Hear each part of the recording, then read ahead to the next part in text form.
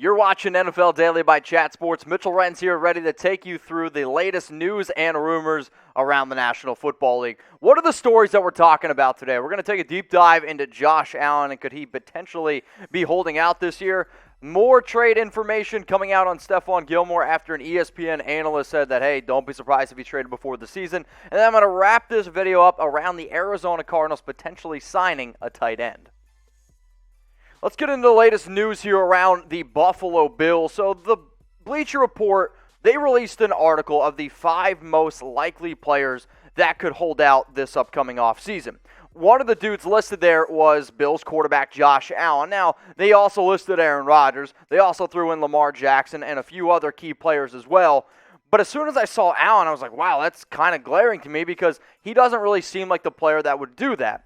But he does still have 2 years left on his current deal, and when you really think about the opportunity that he has of making more money going forward, then okay, that's the biggest reason why Bleacher Report decided to do that. My job is to be able to walk you through and tell you that I don't really think Allen will do it, but if he does do it, he's going to get a major payday. So let's first look at the 2 guys that they listed in this article. It was Lamar Jackson, Josh Allen. Allen, 44 games played. Lamar Jackson, 46 games played. Completion percentage, advantage Jackson. Passing yards, advantage Allen. Passing touchdowns, advantage Jackson. Interceptions, again Jackson. Rushing yards, rushing touchdowns though, Josh Allen. So when you look at those numbers, they are pretty split. And from a career standpoint, I'd actually probably say Jackson has had the more successful career thus to this point since he won an MVP back in 2019. But what I'm curious, and anytime we compare young quarterbacks, especially ones drafted in the same year, there's always going to be this discussion. Who's the better quarterback? Which one would you rather have going forward? If you're going to sit here and go Lamar Jackson, I want you to type LJ. If you think it should be Josh Allen, I want you to type JA. I like Jackson a lot. He's a good player, and if you would ask me this question last season, obviously I would have taken the reigning MVP. But now I'm going to go with Allen for the simple fact of this. This dude continues to get better and better each and every year, and the jump that he made from his rookie to a sophomore season, impressive. The jump that he made from his sophomore season to his third year, really impressive. And now the fact that he's getting close to entering year 4, coming off a season where he had 37 touchdowns, 10 interceptions, finished second in the MVP voting, was really the main reason why the Bills made it to where they were in the playoffs. It was the Josh Allen show. And if you can go ahead and extend this guy right now, I think you got to go ahead and do it because you need to get the deal done before the Lamar Jackson deal, because every deal that happens before you get that deal done for Allen, that just means you're going to have to pay him a little bit more money. Deshaun Watson got his big deal before his 4th year. The Kansas City Chiefs, they gave Patrick Mahomes his big-time deal before his 4th season. All I'm going to say is this, though. If the Bills decide to give Allen that monster contract extension, it's going to be a lot of money. It's going to be more than what Rodgers is making per year. It's going to be more than what Wilson's making per year. To be real with y'all, it's probably going to be more than what Deshaun Watson is making per year. But here's the question that I'm going to hit y'all with, because Allen is a good quarterback, but he really only has 1 year where I'd sit here and say he was a top 5 quarterback. So you're going to pay somebody who's got 1 year underneath their belt top dollar. So how much would you pay Josh Allen per year right now?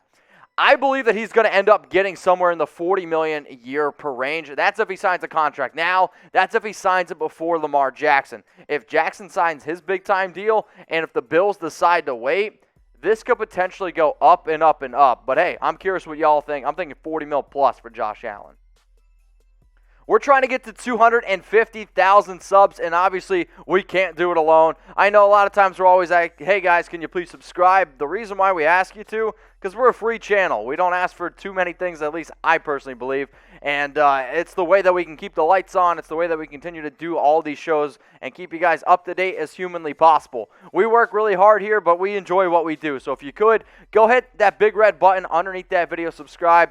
Turn on those notifications. That way you don't miss anything. And if you are subbed to the channel, please take that link below. Send it to some friends. Tell people like, hey, these guys, they do a halfway decent job. Stephon Gilmore is what we're talking about here on NFL Daily, and it's the latest going on around the New England Patriots.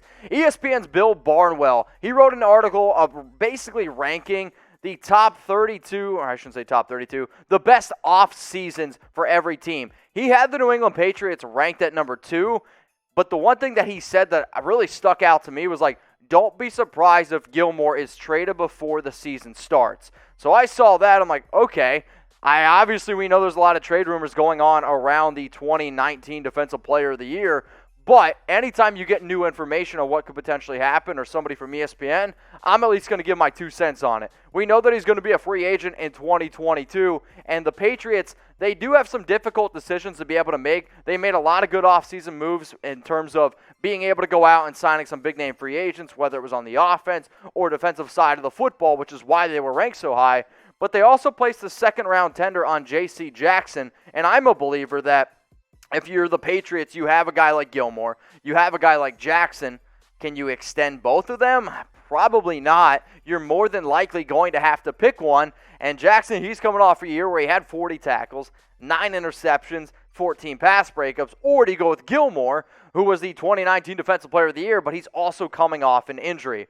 So if you could extend one player out of the 2 dudes that you see on screen, who should New England extend? I want you to type G for Gilmore, or I want you to type J for J.C. Jackson. If you're having a difficult time deciding, don't worry. Maybe if I throw a few more stats at y'all to help you out a little bit. When you look at Gilmore's stats over the last 5 seasons, 2018, 2019, there was not a better cornerback in the league. 2016, even was he with the Bills. This guy has not really had a bad season since last year, and that was because he had a pretty wicked thigh injury for all you people in New England. And then Jackson, 2018 as a rookie, 3 picks. 2019, 5 picks. 2029, if that trend continues 3 or 4 years from now, he's going to have 20 interceptions. Obviously, I'm kidding.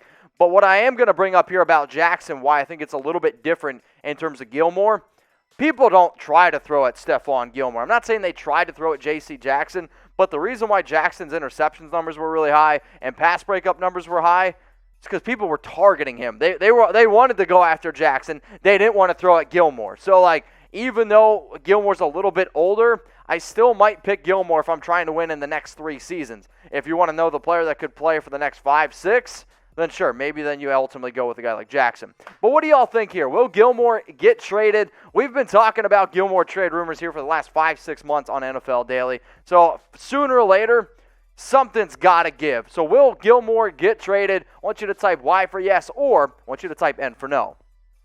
If the Patriots can get a good offer, personally, I really think that they should go ahead and do it. Now, they still have to eat some of his contract, and if there's another NFL team out there that's like, we are a cornerback away, I think a great example of a team like that could be the Arizona Cardinals, where they just lost Patrick Peterson. If they're willing to give up a first, maybe a second-round pick to go out and get Gilmore, get a top cornerback in this room, then they're only going to have to pay him about $7 million because, again, New England has to eat $8 million of his contract if he's traded. And we've seen the Patriots, we've seen Belichick do stuff like this in the past. He traded Logan Mankins right before the season started, traded Richard Seymour right before the season started. So when you see Gilmore out there, he might not be a player that you hear a lot about in terms of being practice, but if they get a good offer and they feel like they can move on from him, all I'm saying is, Patriots fans, don't be surprised.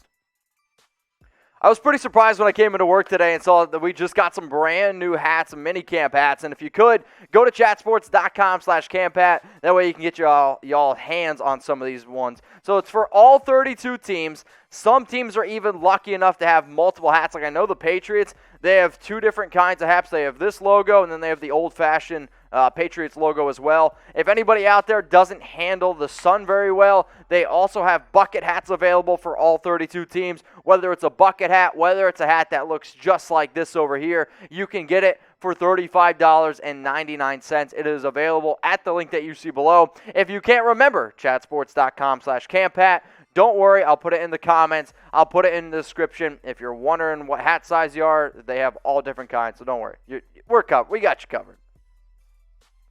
Jake Butt to the Arizona Cardinals. That's the latest story here we're talking about around Arizona. So Butt, he worked out for Arizona this week. He was drafted in the 5th round in 2017 by Denver, a player that I really thought was actually pretty talented when he was first coming out of Michigan. However, he had definitely some injury concerns, which is one of the biggest reasons why he ended up sliding all the way down to the 5th round.